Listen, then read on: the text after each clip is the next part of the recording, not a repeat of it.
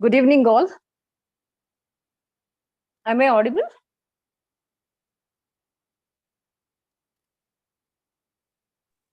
Yes. Yes. So I welcome you all to the Disciples India Learning Forum, 104th session, Experience the Joy of Learning.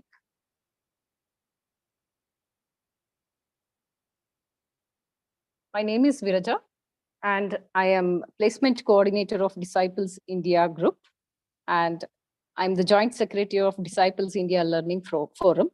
So some of the etiquettes that we have to follow here are: request you to kindly mute your phones. Possibly you can take a place where the network is reachable and it is not disturbed. Request to ask questions at the end of the session. Remember, a new learning is always difficult initially, but becomes a habit eventually.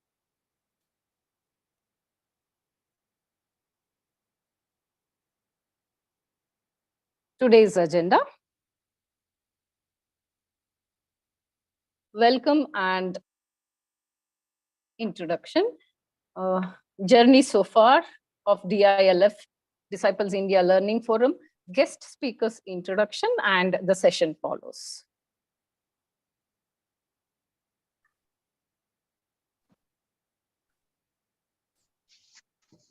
Disciples India Learning Forum, Disciples India Group, Bangalore is happy to present a forum purely for the joy of learning.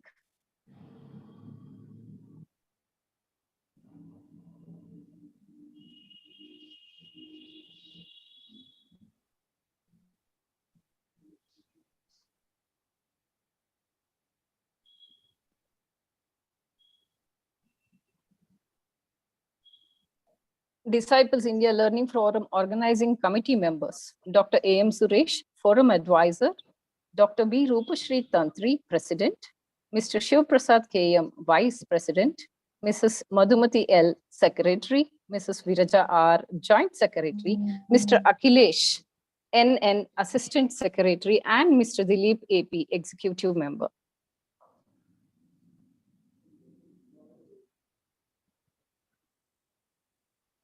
So Disciples India Learning Forum so far has completed 103 sessions in the span of 5 years, and this is 104th session.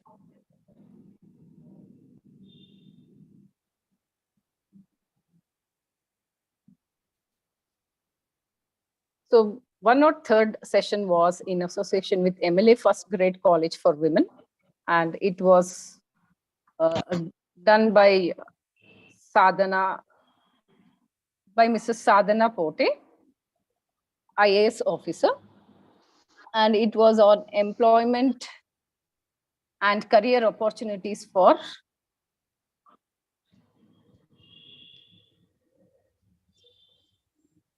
graduates.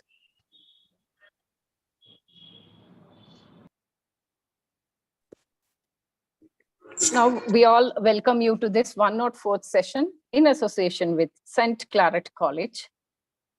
We all wish you a happy 74th Republic Day. And this session, the guest speaker would be Colonel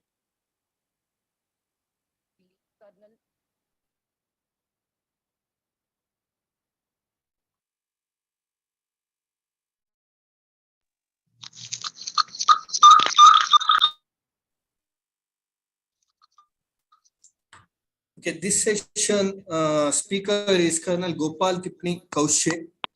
The topic of the day is nuclear empowerment of India. So I'll be sharing you a video before we go ahead.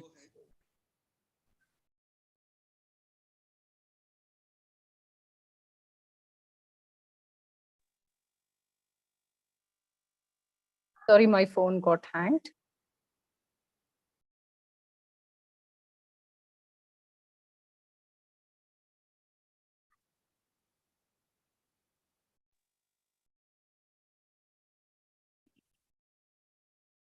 Time की film परमाणु the story of Pokhran 8 दिसंबर को release होने जा रही है।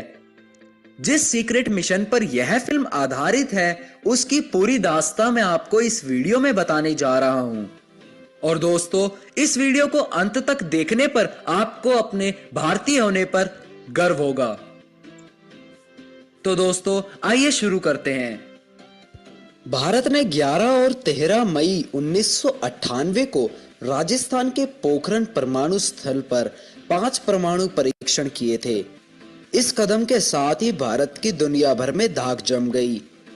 भारत द्वारा किए गए इन परमाणु परीक्षणों की सफलता ने विश्व समुदाय की नींद उड़ा दी थी। भारत पहला ऐसा परमाणु शक्ति संपन्न देश बना जिसने एनपीटी पर हस्ताक्षर नहीं किए हैं। लेकिन क्या आप इस बात को जानते हैं कि अमेरिका सहित भारत के सभी शत्रु देश भारत को इस परमाणु परीक्षण को ना करने देने के लिए पूरी तरह से एकजुट थे। अमेरिका की खुफिया एजेंसी CIA भारत की हर एक हरकत पर गहरी नजर रखे हुए थी और उसने अरबों रुपए खर्च करके पोखरण पर नजर रखने वाली 4 सैटेलाइट्स लगाए थे। ये कुछ ऐसे सैटेलाइट्स थे जिनके बारे में कहा जाता था कि ये जमीन पर खड़े भारतीय सैनिकों की घड़ी में हो रहा समय भी देख सकते हैं। लेकिन भारत ने CIA और इन सभी सैटेलाइट्स को मात दे दी। अगर पाकिस्तान की बात की जाए तो पाकिस्तान बलूचिस्तान की पहाड़ियों के पास परमाणु परीक्षण करता है। उसके मुकाबले भारत के पास पोखरण में छिपकर सीक्रेट मिशन को पूरा करने के लिए बहुत ही कम साधन थे। पोखरण में थोड़ी बहुत कटीली झाड़ियां हैं जिनकी लंबाई कंधे तक ही है। अब कुछ ऐसी दशाओं में भारत के लिए बिना किसी की नजर में आए परमाणु परीक्षण करना किसी बड़ी चुनौती से कम नहीं था। तो अब आपको समझ आया कि भारत ने कैसे यह परीक्षण किया होगा। अब बात करते हैं परीक्षण कहां किया गया था। परीक्षण की जगह थी पोखरण। जैसलमेर से 110 किलोमीटर दूर जैसलमेर जोधपुर मार्ग पर पोखरण प्रमुख कस्बा है। भारत ने इस जगह को इसलिए चुना था क्योंकि यहाँ पर मानव बस्ती बहुत दूर थी। वैज्ञानिकों ने इस मिशन को पूरा करने के लिए रेगिस्तान में बालू के बड़े बड़े कुएं खोदे और इसमें परमाणु बम रखे गए और फिर कुएं को बालू से ढकने में मशीनों का साथ बेलचा लिए हुए आदमियों ने दिया। इन कुओं के ऊपर बालू के पहाड़ बना दिए गए थे जिन पर मोटे मोटे तार निकले हुए थे, जिनमें आग लगाई गई और बहुत ही जोर से धमाका हुआ। इस धमाके के कारण मशरूम के आकार का बड़ा सा एक ग्रे रंग का बादल बन गया और विस्फोट की जगह पर एक बहुत ही बड़ा गड्ढा भी बन गया था। अब इससे कुछ ही दूर पर खड़े 20 वैज्ञानिक का समूह इस पूरी घटना पर नजर रखे हुए था। जैसे ही वह विस्फोट हुआ तो एक वैज्ञानिक ने हवा में मुट्ठी मारते हुए कहा कि catch us if you can. यह अमेरिका खुफिया एजेंसियों को खुली चुनौती के तौर पर बोला गया था। अब बात करते हैं कि किन वैज्ञानिकों ने इस मिशन में भाग लिया था। भारतीय सेना के 58 इंजीनियर रेजिमेंट्स को इस काम के लिए चुना गया था। इस रेजिमेंट के कमांडेंट थे कर्नल गोपाल कौशिक। इनके संरक्षण में ही भारत के परमाणु हथियारों का परीक्षण किया जाना था। उन्हें इस मिशन को सीक्रेट रखने का भी काम सौंपा गया था। ये इंजीनियर 18 महीने तक इस मिशन पर गुप्त तरीके से काम करते रहे।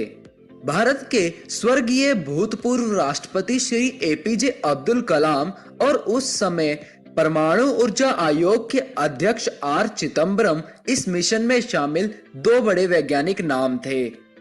इस मिशन में कुल 80 वैज्ञानिक शामिल थे। अब बात करते हैं कि इस परीक्षण को करने में किस तरह की गुप्त सतर्कता बरती गई थी। इस पूरे प्रोजेक्ट के दौरान वैज्ञानिक एक दूसरे से कोड भाषा में बात करते थे और एक दूसरे को झूठे नामों से बुलाते थे। इस पूरी प्रक्रिया के दौरान वैज्ञानिकों के बहुत से झूठे नाम भी रखे गए थे और ये नाम इतने सारे हो चुके थे कि कभी कभी तो साथी वैज्ञानिक एक दूसरे के नाम भी भूल जाया करते थे। सतर्कता के चलते सभी वैज्ञानिकों को आर्मी की वर्दी में परीक्षण स्थल तक ले जाया जाता था ताकि खुफिया एजेंसी CIA को यह अंदेशा हो कि आर्मी के जवान ड्यूटी कर रहे हैं। इस ऑपरेशन के दौरान दिल्ली के ऑफिस में कोड वर्ड्स में जो बातें पूछी जाती थी वो होती थी, क्या सियारा अभी कैंटीन में विस्की पिला रही है? जिसमें कैंटीन का मतलब सीक्रेट चैम्बर और सियारा का मतलब साइंटिस्ट होता था। इसका मतलब हुआ यानी वैज्ञानिकों ने काम करना शुरू कर दिया है क्या?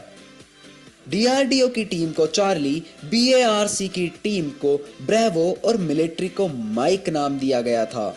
और इसी के साथ हाइड्रोजन बम को व्हाइट हाउस और एटम बम को ताजमहल नाम दिया गया था। और तीसरे बम के दस्ते का नाम कुंभकर्ण था। इसकी खास बात ये रही थी कि नाम के हिसाब से ये काफी समय तक निष्क्रिय पड़ा रहता था। तो कुछ इस तरह अपनी जान पर खेलकर भारत के जाबाज वैज्ञानिकों ने इस मिशन को सक्सेसफुल बनाया। इस परीक्षण की सफलता पर भारतीय जनता ने भरपूर प्रसन्नता जताई, लेकिन दुनिया के दूसरे देशों में इसकी तीखी प्रतिक्रिया हुई थी। इजराइल ही एकमात्र ऐसा देश था जिसने भारत के इस परीक्षण का समर्थन किया था। इस प्रशिक्षण के बाद अमेरिका, जापान, फ्रांस, ब्रिटेन सहित लगभग सभी विकसित देशों ने भारत के खिलाफ प्रतिबंध लगाए थे। तो दोस्तों, ये थी पोखरण में हुए परमाणु परीक्षण की असली दास्तां। दोस्तों, आशा करता हूं कि आप सभी को यह वीडियो बेहद पसंद आई होगी। दोस्तों, भारत के जाबाज Thank you, Shivu. May I now request Professor Jayant from St. Claret College to welcome the gathering. Thank you, ma'am. Thank you. Distinguished speaker for the day, Colonel Gopal Tippani Kaushik sir, and my dear faculties, students, and all my dear friends. So a warm good evening to everyone. Sir, done. So just a thought in my mind, every single step counts to convert a mission to a milestone. So by taking this as a consideration and today's topic for the day, that is the nuclear empowerment in India. So I feel it is a very fruitful session which is going on as a good topic around us. And to all the participants over there, it's the best thing to hear from a best person. So instead you hearing from other sources, so it's a very best source what today disciples and St. Claret as organized. I make sure that this session will be fruitful and all the participants who are present there. So I thank for your participation and I make sure that this will be a fruitful session. So, sir, once again, welcome to you. And we are very happy to have you as one of the best person handling this session over here.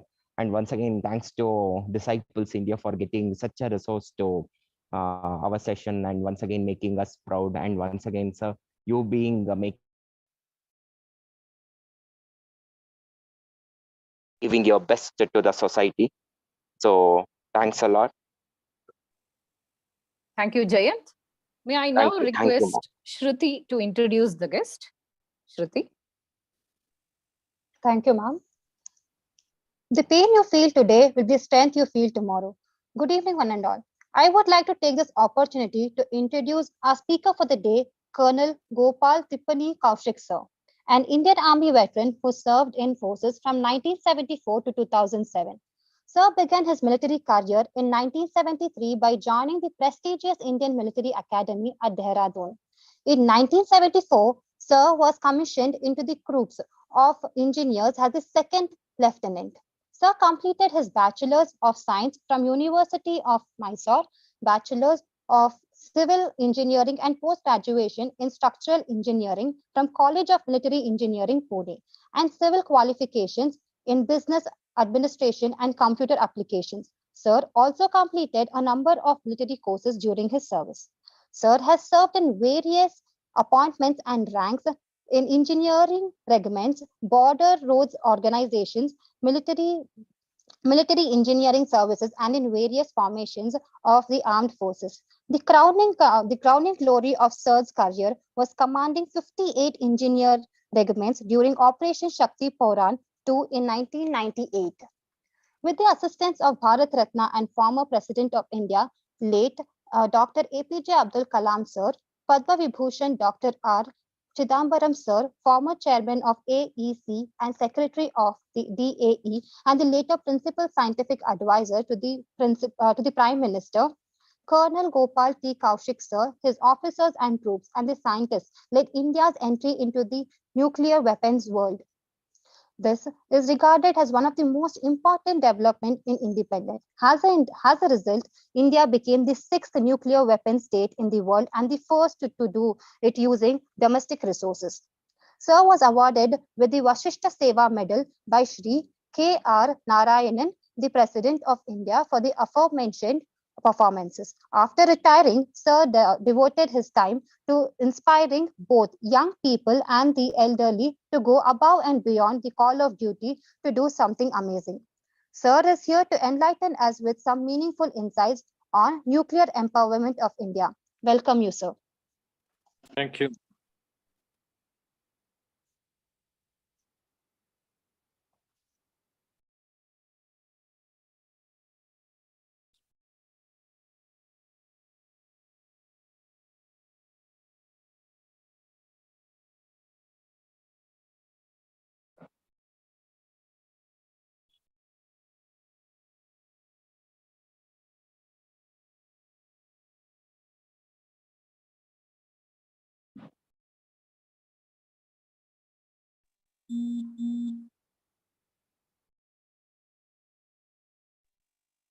So, Gopal sir, we can continue.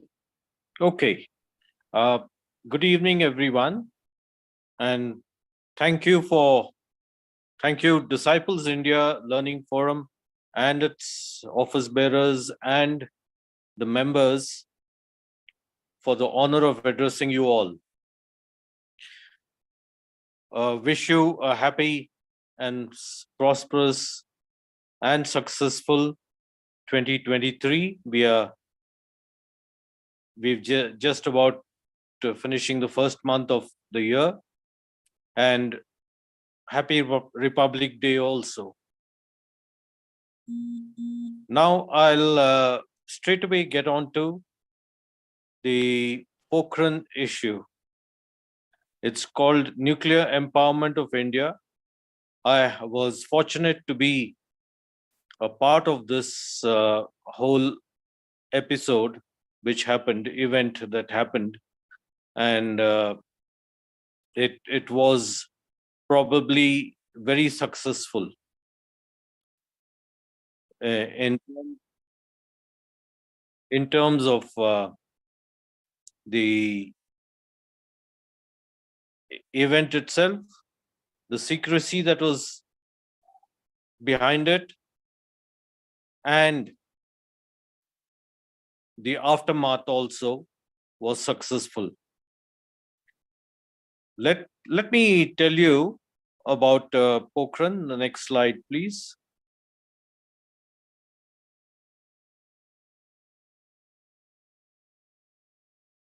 Mr. Shiv Prasad, the next slide. Yeah, this was known as Shakti 1998. You find on the left-hand side the symbol of Shakti. It was also known as Buddha Smiles Again, because the first nuclear explosion, which was called a peaceful nuclear explosion, happened in 1974. And that time they said the Buddha smiles. And now it's called the Buddha Smiles Again. And you find a comma in between, which means this is not the end.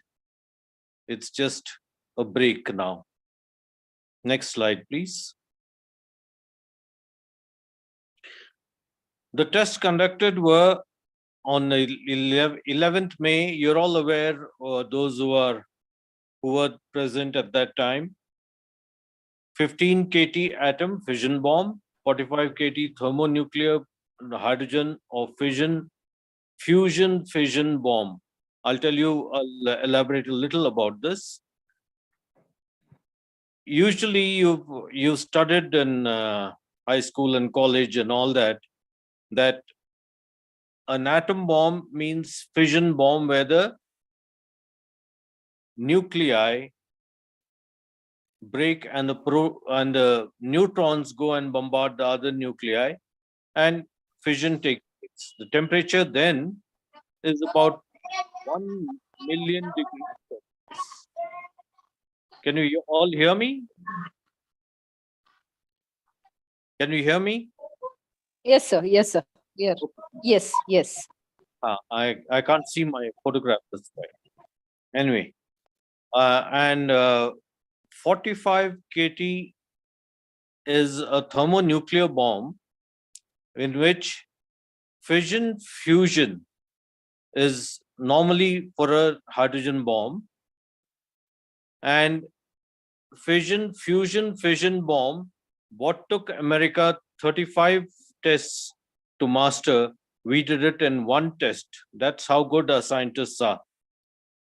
Fission means there's a fission. If the bomb is dropped in the air, there's a fission which happens and keeps the pressure downwards. It's on top, the pressure, and that keeps everything downwards. The effect of the thermonuclear is downwards. And then you have the fission and fusion down below within nanoseconds. You see, when a cracker bursts, it pushes out the air and vacuum is created. And then all the air comes in because of low pressure, and that's how a nuclear bomb also, thermonuclear bomb also functions. In a fission fusion device, the temperature at the point is about 10 million degrees Celsius. When it gets to be about 37, 38 in Bangalore, we all say it's very hot. You can imagine what 10 million degrees Celsius can be. And then we also had a 0.2 kT, kiloton, that is, device. A kiloton device, the kiloton device is used in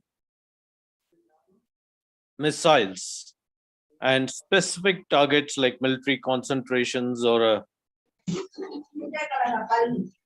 Hello, can you hear me? Okay. A KT means kiloton. Kiloton means, let's take a not so good example. In Sri Perumbudur, when our former Prime Minister Rajiv Gandhi was killed, that lady had strapped 700 grams, less than a kilogram of explosive around her waist. And then she pressed the button and it killed 15 people. Now, 1 kilo, which is less, I mean, what she used was less than a kilo of plastic explosive. 1 kilo, if you take, 1,000 kilos make a ton, and 1,000 tons make a KT, kiloton. And you can imagine when we did the fission bomb, for the same amount of masala, as we call it, the nuclear device, for the same amount, what was planned to be a 45 kiloton happened to be a 56 kiloton device. So we have the capability of making more than 50 kilotons.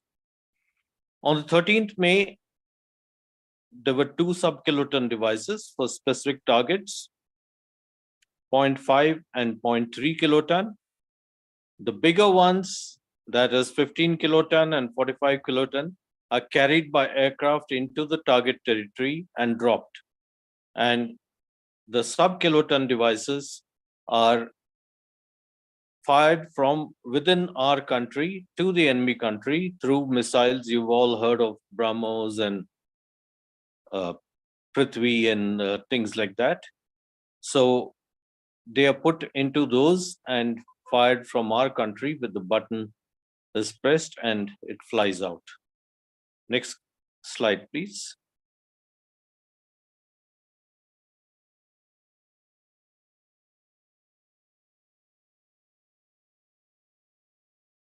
Next slide, please, Mr. Shiv Prasad.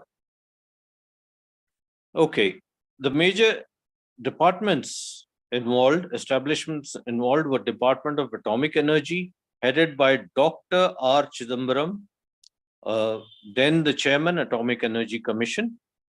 And he was, if you see the pictures which were shown to you, he's holding a pink file. And please don't mistake him for Mr. P. Chidambaram. He's Dr. R. Chidambaram, a separate person. Then the Defense Research and Development Organization, DRDO, headed by, you don't need any introduction to him, His Excellency Dr. APJ Abdul Kalam, and the Indian Army Corps of Engineers, in particular 58 Engineer Regiment. And I was fortunate to be commanding that regiment at that time. Next slide, please.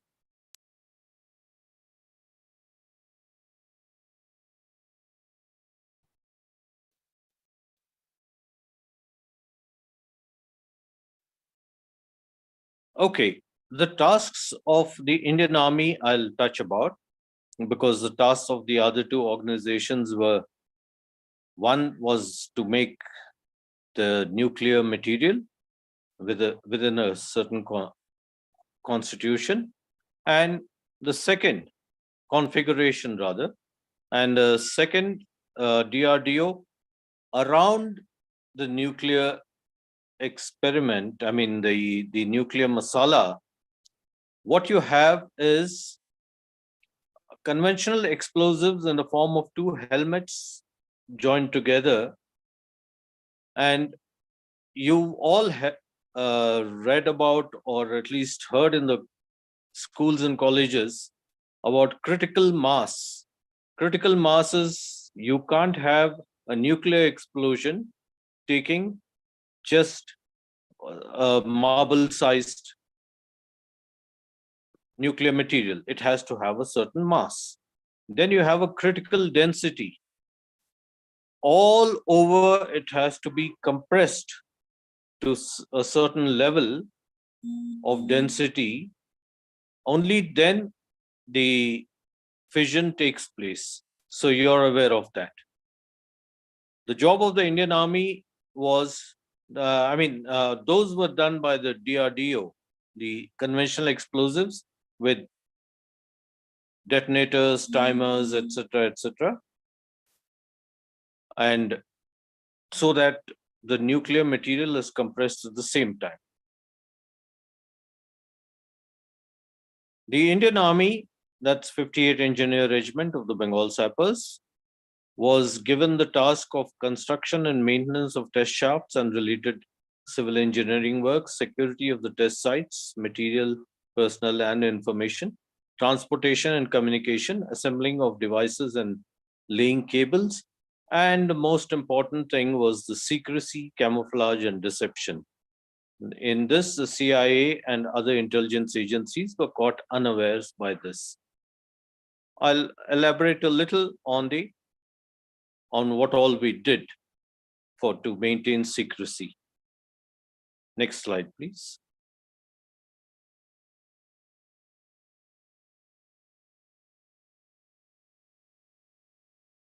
The challenges faced were the vast high security area with periphery of one outer fence of 24 kilometers. Then we had an intermediate fence and the inner of 11 kilometers and the inner fence of 6 kilometers. Inside that were the shafts. Shafts means wells for the two big things about 1 kilometer apart, the two big experiments, that is the atom bomb and the hydrogen bomb, about 1 kilometer apart. That was the area of responsibility. The regimental headquarters was 10 kilometers away, closer to the main road going from Pokhran to Jaisalmer, and Jaisalmer to Pokhran and beyond to Jodhpur. Extreme conditions, temperatures and summer were about 51 degrees Celsius. That's when the experiment took place.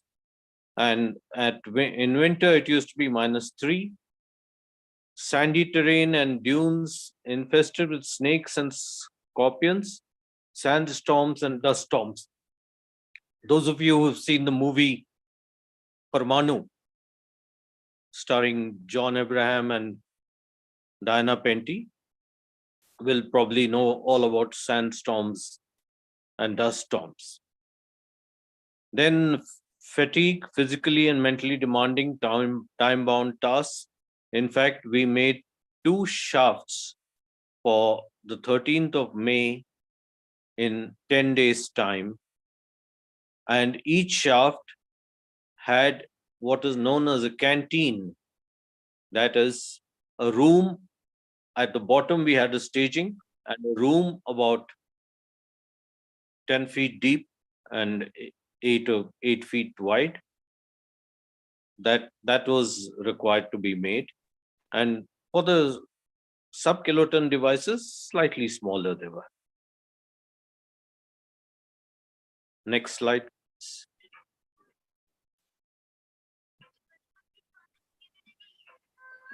ಕಾಣಿಸ್ತಿದ್ನಾ Okay. Failures in 1995 and 1996. We had failures during 1995 was the time of PM Dr. Nasim Rao. And then in 1996, if you remember right, Mr. Vajpayee had come for 13 days in a coalition government.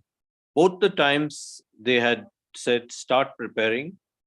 And you can read a book called Engaging India by Strobe Talbot, who was the Deputy Secretary of State, USA, from 1994 to 2001. And an article in Science and Global Security known as, if you all have smartphones, you can Google search investigating allegations of India's preparations for nuclear testing. It's written by one Vipin Gupta and Mr. Frank Fabian. You can see that also.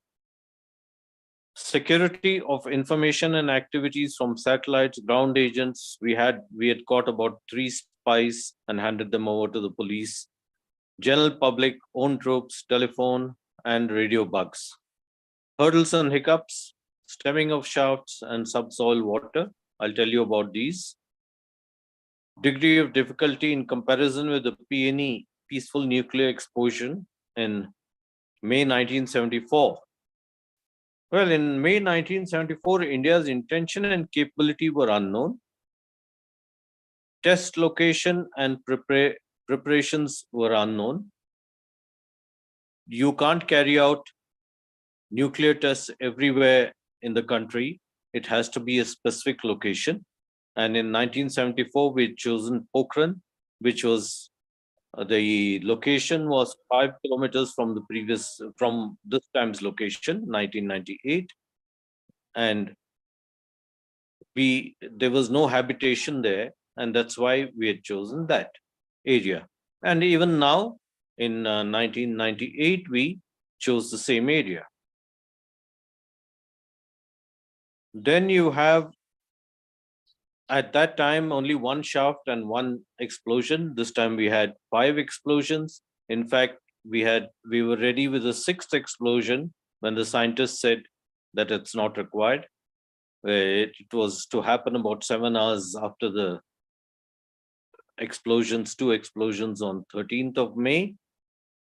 There was 1 explosion that was supposed to happen, but the scientists said not required. And we removed the masala and they were going to re-refine it for the first Prithvi. And most importantly, There were no satellites at that time. This time the sky was full of satellites, spy satellites, and of the intelligence agencies around the world, and everyone knew what was going to happen. In fact, let me tell you about the satellites. There were 4 satellites, 2 KH-12 satellites, and 2 Lacrosse satellites. KH-12 satellites could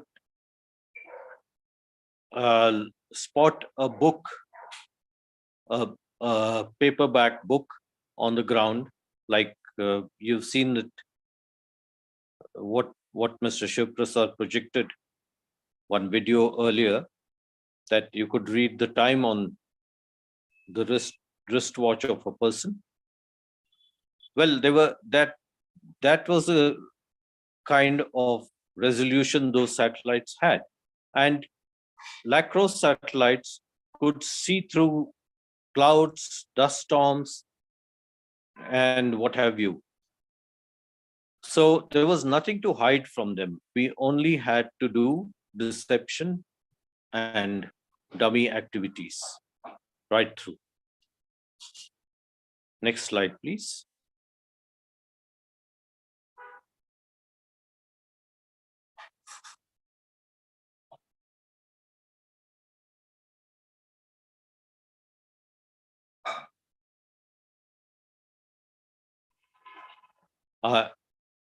Yeah.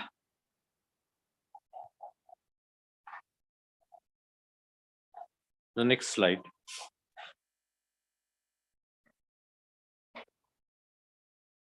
So overcoming challenges I've already spoken about. It had large area of responsibility, 3 fences. What we did was, one company was guarding the outer fence of 24 kilometers, which had 13 guard posts. And what happened actually was, in 95, they said that the cable ends, the cables were laid from the shaft, which was about 1,000 feet deep for the bigger ones. Cables came out and they were taken about 2.5 kilometers away to a place called Deer Park. All these were code names used. Deer Park was a place where it was triggered off, the devices were triggered off, and Prayer Hall was the place where the bombs were assembled, or putting in all the nuclear material and then the conventional explosives and timers and everything, detonators and everything, in a bomb casing. They were assembled in a place called Prayer Hall. So if we always spoke in codes, so that anybody listening on the system, that is the telephones, or even listening nearby, who was standing nearby, would not understand. For instance, if he said, is Mike praying, that means, are they assembling or is the army helping in assembling the bombs? Is Mike praying? Okay, that Mike was a code name used for the Director General Military Operations, who used to be in Delhi, and I used to be on a SecTel, secret telephone, with him, where things could get encrypted and decrypted at the other end. In between, nobody could put a bugging device or anything like that. We didn't have cell phones those days, and we only had landline. Okay, now you can go through the slide. Extreme conditions, how we overcame them, fatigue, how we overcame them, earlier failures, we came to know of that and took evasive activity, security, how we used passwords, code words, any entry into this high security area, they had to have passes issued by me, even the scientists. Unlike in the movie, there were only 5 scientists and 1 Krishna, Panch Pandavas and 1 Krishna. We had 105 scientists altogether, and our regiment strength was 898, almost 900. Leave aside some people who were on leave and courses and all, we had about 800 people. Then we had to get equipment from the core zone. That also had its driver and helper. So we had about 60 equipment, that means 120 people at least. Plus we had 2 companies of infantry, which we inducted to guard the outer periphery of 2 places. One was where the company was, with 13 guard posts, I told you, 24 kilometers. Infantry, we gave them engineer berets and engineer lanyards, what you wear on the shoulder, and we inducted them at night and got our men into tents. Now, the second time, when during Vajpayee's time, when we were caught with activities, and Bill Clinton, who was the USA president, both times he came on the hotline and asked Narasimha Rao or Vajpayee to stop the activity. Now, Big Brother says so, we have to listen to them. Otherwise, you know what will happen. What has happened to Iraq, what has happened to Afghanistan, what has happened to Syria, for instance, and all those, Libya, you know what has happened, and they could do the same thing to us. So when they said stop the activity, we had to stop the activity. That was in 1995 and 96. Our regiment went there in 1997 January, on the 27th of January, and on the 28th, the previous unit CO was showing me the sensitive area. And inside the outer fence of 24 kilometers, there was another fence which had 6 barracks. 3 barracks for men to stay in, and 3 barracks were, some were stores, some were cookhouse and dining hall and recreation room and things like that. So 3 barracks were meant for those. When we went into that area, I wanted to ask a question of the previous unit CO, and when I turned right to ask him, he was driving, I was in the co-driver's seat. When I turned, I saw a lot of tent plinths, without tents pitched, only the plinths with a bathroom plinth, a smaller one. And out of the bathroom plinths, there was 1 English commode, white, and 1 wash basin sticking out like a sore thumb. Now, I said, what an ugly sight that is. He said, yeah, but we have to use them. When the scientists come, we have to vacate 2 barracks. So I asked him, when did you use them? He said in 95 and 96. That's a giveaway. The satellites are watching that.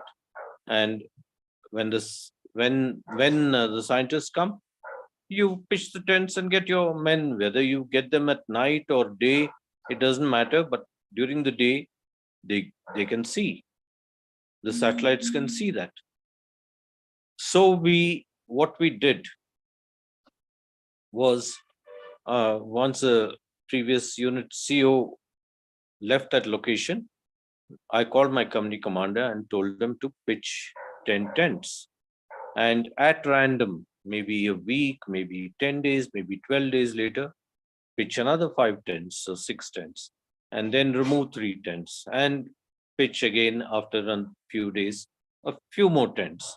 And when the, one thing that happened was that I told our Jawans that when we go there, we should be prepared for any eventuality.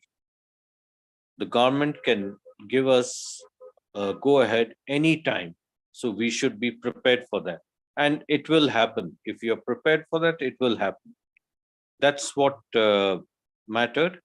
So when the scientists were to come, all the tents have to be pitched about 1 month or 2 months before that.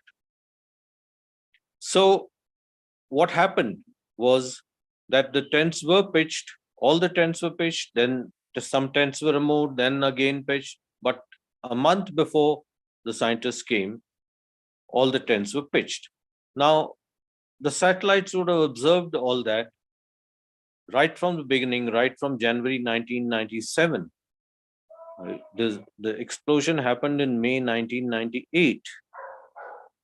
So the scientists would have, the satellites would have watched all that and heard nothing from the country, nothing happening, just tents pitched. They must have thought this is a Maverick unit and a Maverick CO, commanding officer.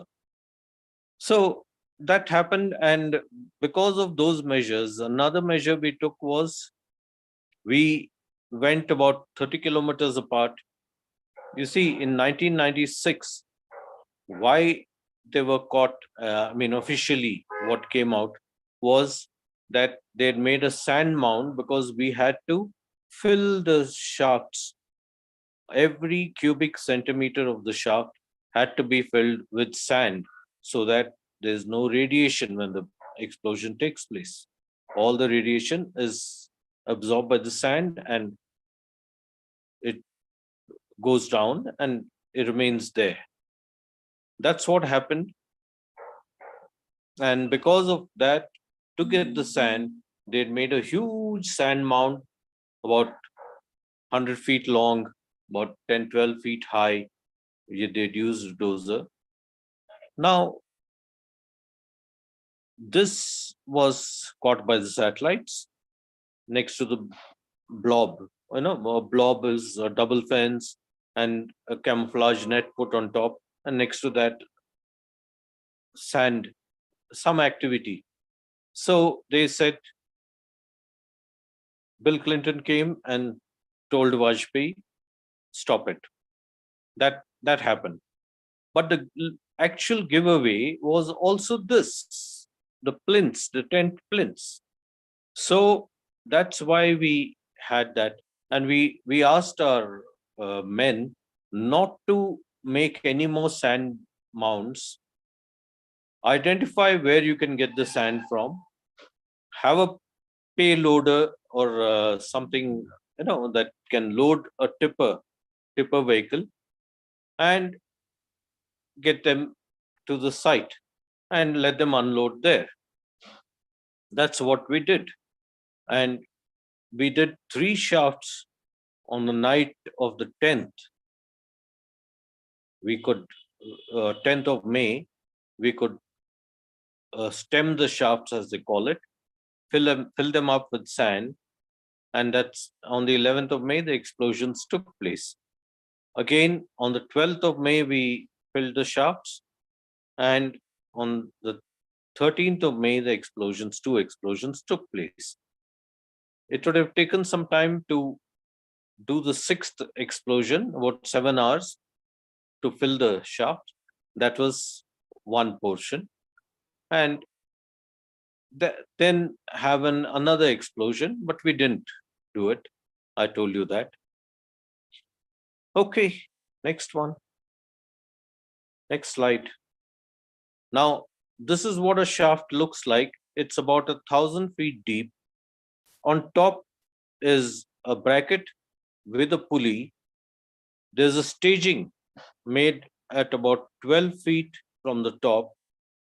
The shaft itself is about 14 feet in diameter and about 12 feet deep. We had made a staging with plates, with iron plates, with the stanchions going all around, with the beams, that is, iron, thick iron beams going around, and plates covered with plates. So we used to get down the shaft with the stair, by means of a staircase that came. You can't see the staircase here, but there was a staircase leading to the upper staging, and there was a lower staging about 1,000 feet deep, where we the bomb used to rest and be put in the canteen, wheeled into the canteen. Now, what these shafts had, why this 12 feet was, we lifted, we used to go in a bucket-like device, something that looked like a bucket, and which had a canopy, a big bucket, where about 4 of us could go inside. The pulley had a winder rope and a drum winder about 30 feet away. So what happened was the rope had a hook and the bucket had an eye on top. So it used to be hooked in, lifted up, flap doors open, and then we went down 1,000 feet inside that bucket. I'll tell you, I can tell you more about all these when we have a presentation. But right now, you can imagine what it was like. This was pulleys meant for the 3 explosions that took place on the 11th of May 1998. Next slide, please. Now, I told you about investigating allegations of India's preparation. This picture came out in that, which shows clearly what you find with an X is the outer periphery of 24 kilometers, of barbed wire and all that. Then you had a middle fence made of chain link fence or Somerville tracks. That was middle fence of 11 kilometers. And the inner fence, what you can see probably here, the inner fence was of 6 kilometers. And inside that, there were 2 shafts, which were about a kilometer apart. And they were with double fences and camouflage net on top. So that there was nothing to hide from the satellites. In fact, this also gives where we had triggering point somewhere 2.5 kilometers away, and how the shafts were made, 2 of those shafts. In 95 and 96, they were ready with only 2 shafts for the big explosion. In 95, the first shaft made the outer and middle fences over here. That was called Kundakaram. And on the 13th of May, shafts which were made by our regiment within 10 days. And it was about 11 kilometers from this open area, just covered with sand, and it looked like covered with slab on top, and then sand to make it look like the surroundings. No fencing, nothing was put. That's where we did 2 experiments. That was called Navtala, NT1 and NT2. Next slide, please. Now, if you see a book, I don't know if you can see the book. I've also got it. It's called Weapons of Peace by Raj Changappa, who's with India today. This book, or if you read page 15 to 17, that's all. 15 to 17, it'll give you a gist of what the army did. Now, you can see on this book, if you go to any library, you can get the book also. Dr. Kalam, Dr. Chidambaram, Chairman Atomic Energy Commission, Dr. Kakodkar, Director BARC, and Dr. Santanam, who was the project director of our project, Operation Shakti. And others are, there was an institute called, coming under the DRDO, which was known as TBRL, Terminal Ballistics Research Laboratory in Chandigarh, which had made the conventional explosives, I told you, in the shape of 2 helmets, and Colonel Umang Kapoor. And that's that side behind Mr. Kalam with the raised hand, slightly raised, is me. So this is one book you can see. Next slide, please. Another book is called Engaging India. This is by Stobe Talbot. I told you about him.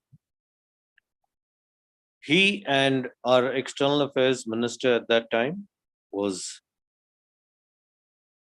this person. You can recognize him, Jaswant Singh and Stobe Talbot. They spoke when the sanctions were imposed on us. These two spoke to each other and eased down the sanctions. That is Engaging India. In this, if you read page 37 to 50, it'll tell you the failures of 95, failure of 96, and the success story in 98. Let me tell you one thing. The Prime Minister then, Vajpayee, was very clear about India wanting to go nuclear. India had to go nuclear because our neighbors, China, the big 5, in fact, USA, Russia, China, UK, and France, they were the big 5, G5 countries, as you call them, who had nuclear weapons power. Nobody else had it. India did that and became the 6th nation. Pakistan had what is known as earlier what they called the Islamic bomb.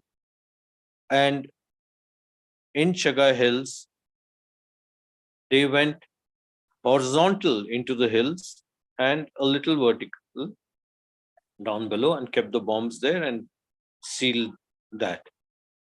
What we know the scientists told us, was that all together Pakistan had about 8 kilotons, that's all. Whereas we had 15 kilotons of the atom bomb, 56 I told you about fission of the thermonuclear, and sub-kiloton devices, 3 of them. We had those, and we had more sophisticated ones. Atom bomb was burst in 74. It was a crude atom bomb, and that's what Pakistan also did in Chagai Hills this time. Just for information. Next slide, please. This is a paper written by Mr. Shiv Shankar Menon, who was the National Security Advisor when this paper was written in 2012 and those periods. He was a national security advisor, and in which he clearly says India was subject to nuclear blackmail before 1998 Pokhran tests. And that's why the significance of these tests. One of the reasons is this, that India became a nuclear weapons power without signing the NPT and with indigenous material, the first country to do that with indigenous material and without signing the NPT. They didn't even sign the CTBT, Comprehensive Test Ban Treaty, because they insisted on all the nuclear empowered countries to denuclearize, then only India will be nuclearized. Okay, that was what India's stand was, and so didn't do that. Now, India subjected nuclear blackmail before 1998 Pokhran tests. Let me tell you that if Galwan or Doklam took place some years ago and Galwan a couple of years ago, it is because China and Pakistan are both nuclear empowered, and so is India. And nobody wants a nuclear war.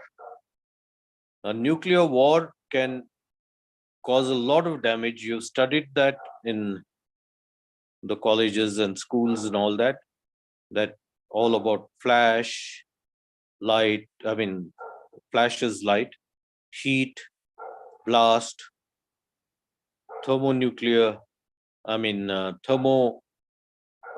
do you call that, radiation.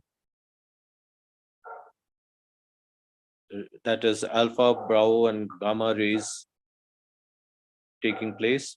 And the worst of all is nuclear fallout, where it becomes a nuclear desert.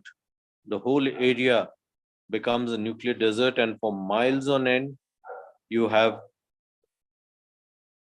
these plants, water, everything affected by radioactivity, and nobody can enter those areas, nobody can have those fruits.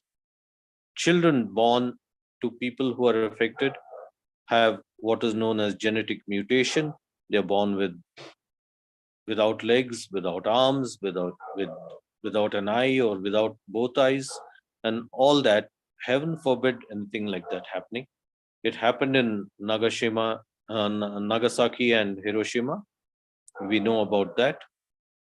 And that was the only time nuclear weapons were used. Heaven forbid anybody having to use this. But the book, which says Weapons of Peace by Raj Changappa, is because it can act as a deterrent only. So that much about Pokhran. Let me tell you that we in India have the best brains in the country. So if only the brains are used in the right direction, we can do wonders. Let us say we do something, and my advice to all of you and to the younger lot, the children and all, is that let us go where our heart takes us, and let us do something for the area we live in, the colony we live in, the city we live in, the state we live in, the country we live in, the world, the universe, mankind, any living being, including trees, the universe, every place is there, and do something in whichever field you may be. Do something good for everybody. And that's what we happen to do, because we got the opportunity. Now, opportunity is defined very well by a few people. One is that opportunity seldom knocks on the same door twice, and opportunities are never lost. If you don't take them, somebody else will. So when you get an opportunity, identify it and grab it with both hands and do something good. That's the thing. Now, any questions and answers? I'll try to answer them. Questions, if you have, please shoot. Thank you. Audience now. Thank you, sir. Audience now can ask questions or type it in the chat box. So there is a question from an audience. Her name is Seema. What are the health effects after the test? We are all alive to see it. People have died of old age only. Okay, whoever, Dr. Kalam is no more, Mr. Vajpayee is no more, and all that.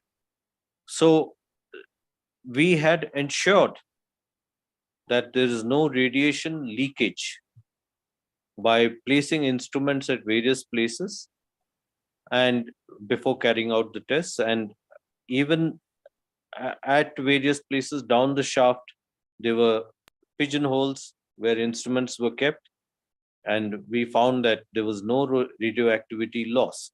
Second precaution we took was we'd put a windsock near the place where the device was triggered off. We were all standing with our legs apart and hands holding shoulders outside, but some people were inside. Dr. Kalam, Dr. Chidambaram, Dr. Santanam, and all were inside to trigger off the device. We ensured that there was no radioactivity by these instruments, and by putting the instruments at various places, and we could trigger off the thing.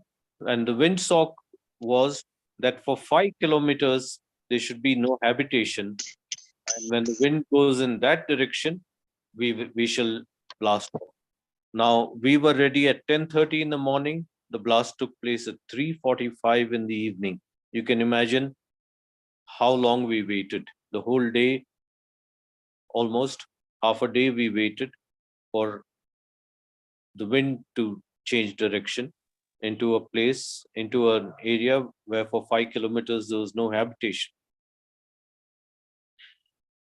I can even touch upon some human aspects, like a rolling stone. When we push with dozers, they can be stones, they can be huge rocks, they can be iron pieces, everything going into the shaft.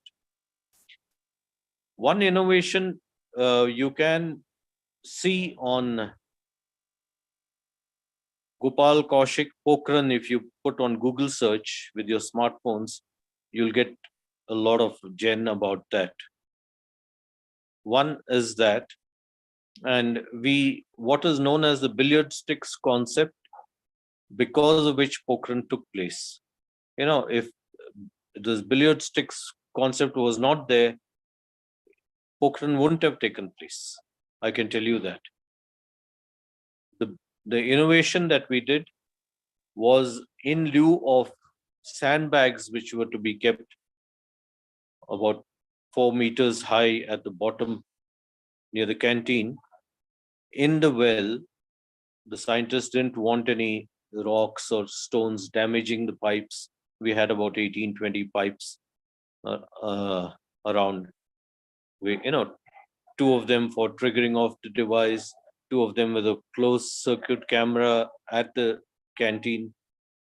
And I told you about the instrumentation. There was a lot of water, more brackish than seawater, that was coming down when we went about 100 feet down. There was seawater in the bigger shafts, the thermonuclear and the atom bomb. There was seawater coming from all sides. So how we got rid of this seawater was by making channels and leading pipes, plastic pipes down. All that was innovation. And the billiard sticks concept, which did away with the sandbags. Sandbags would have taken 5 days to put. down, and the satellites catch you in 10 minutes, half an hour. So altogether at night, because of the billiard sticks concept, we could do everything, including once the scientists connected the bombs and came up, we had to do the stemming of the shaft and all that. So we had to place a door on the canteen, and then we put these billiard sticks concept pipes around so that there's no damage done to the pipes that were, or the wire cables that were going in to the bomb, because you can't stem a shaft and not have a nuclear explosion with a live nuclear device about 1000 feet deep. You can't in your own country. You have to make sure 100% that the explosion takes place. And that's how we came out with this concept. So all these are there innovations. There were a lot of innovations. I can talk about a few without the, I mean, it'll take all day to explain everything to you, but suffice it to know that these were some of the innovations. Any other question, please? Sir, thank you. If any of you want to know more about Sri Gopal Kaushik, sir, you can Google it in the Google. And one more question, sir, from Sudha MP. Yeah. What was your biggest fear at the time of test? Well, we had fears like, okay, once when we were going down in the shaft, there was a thermonuclear bomb kept, and it was being lowered, and on top of it we had something like a frame and one officer and one Jawan standing on top of the bomb with iron rods so that they don't touch the walls of the shaft and they go down. I mean, the bomb goes down without touching the shaft. So they'd push those. When we went about 100 feet, we heard a noise in the pulley, which it was just a psh, psh noise. So we saw that, and I asked my company commander, have you put too much grease on the pulley? He said, no, sir, there's something wrong. So we pulled up the equipment, the bomb, closed the flap doors and left them there. And then we went to check the rope, and we found 3 strands of the rope had come off. Now, why they had come off, we don't know. We had carried out experiments earlier with the thermonuclear and putting more, the bombs were not there, but sandbags which were heavier than what the bomb would have been and lowered down. Nothing had happened. We had carried out an experiment, regiment had carried out. But when this happened, we asked, there was a rope in the store and we changed the rope. But that night, that was the 9th night, we would have carried out the explosion on the 10th, but for this. On the 9th, Pokhran never rains. It rained like mad with lightning and all that. And we had a thermonuclear device there. So our fear was that no lightning should hit the shaft. Though we had lightning arresters near the shafts and all that, and we tested them, they were okay, everything, but the fear remains that no lightning should hit the bomb, which is in the shaft, because once it strikes, the bomb can go off. Or if the rope had failed when we went down, again the bomb could have gone off. Partial explosion could have taken place. I wouldn't have been sitting here to tell you the story. That was a fear, a frightful situation. Other things also happened. One crane which was carrying a bomb failed, and the scientists went to the side, and the bomb came onto the ground. A crane had lifted the thing because the scientists had to work under the thing, and just as it slipped, the scientists came to one side. So all those fears happened. But one thing about Pokhran, it happened like the hand of God was on top of us, and not a single casualty, not a single failure. Everything went off smoothly. It was a big operation, but things went off smoothly.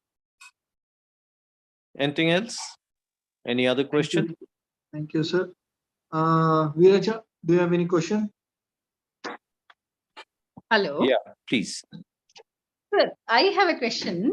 Are we now fully equipped with all the tools needed for India's aim of using nuclear weapons as a deterrent?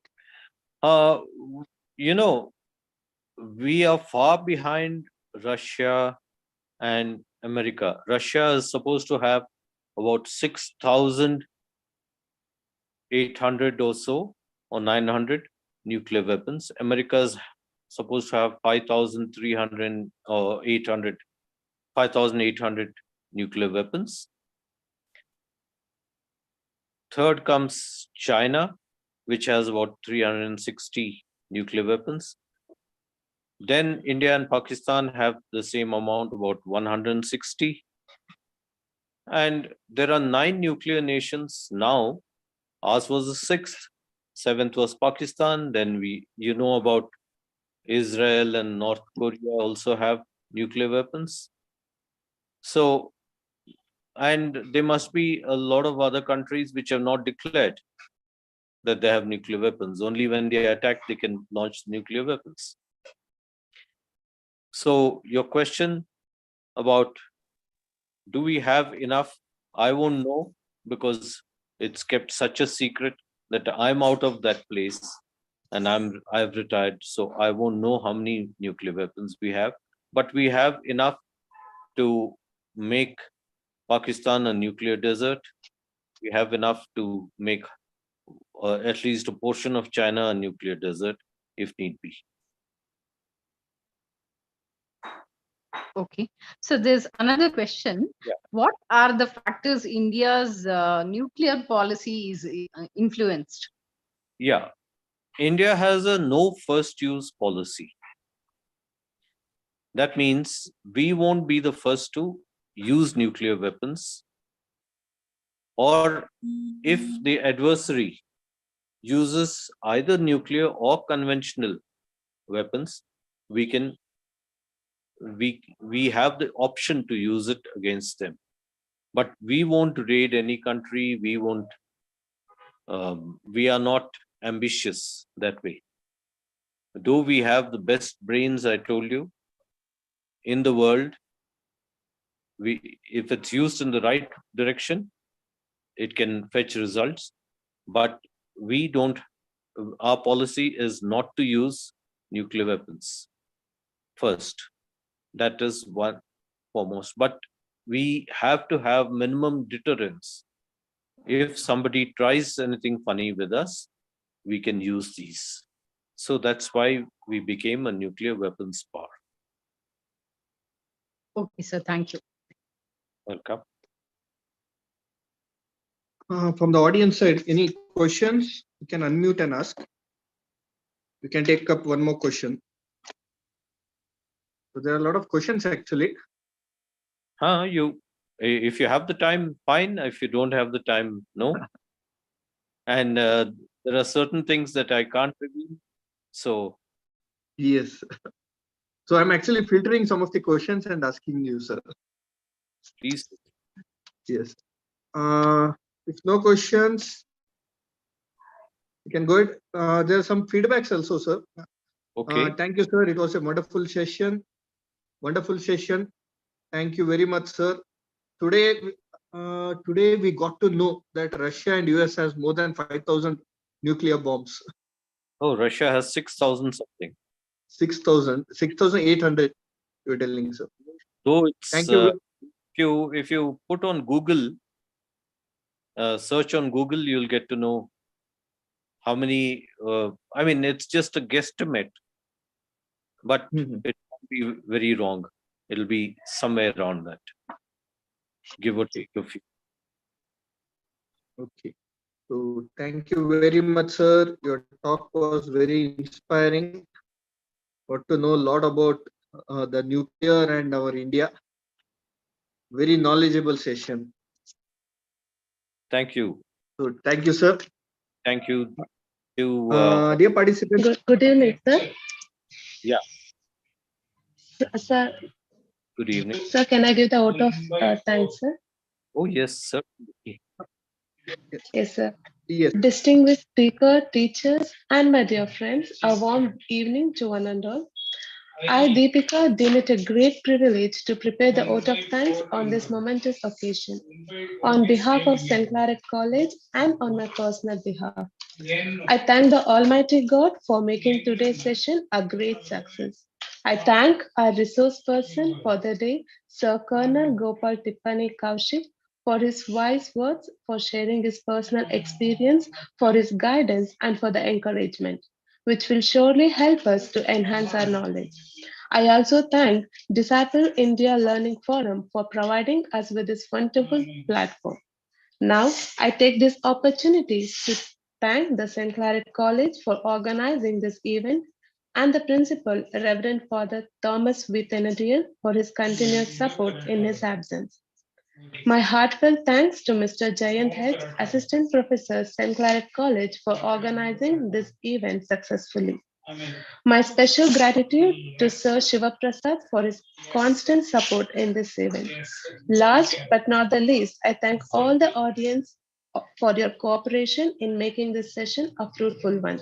Thank you, everyone. Thank you, ma'am.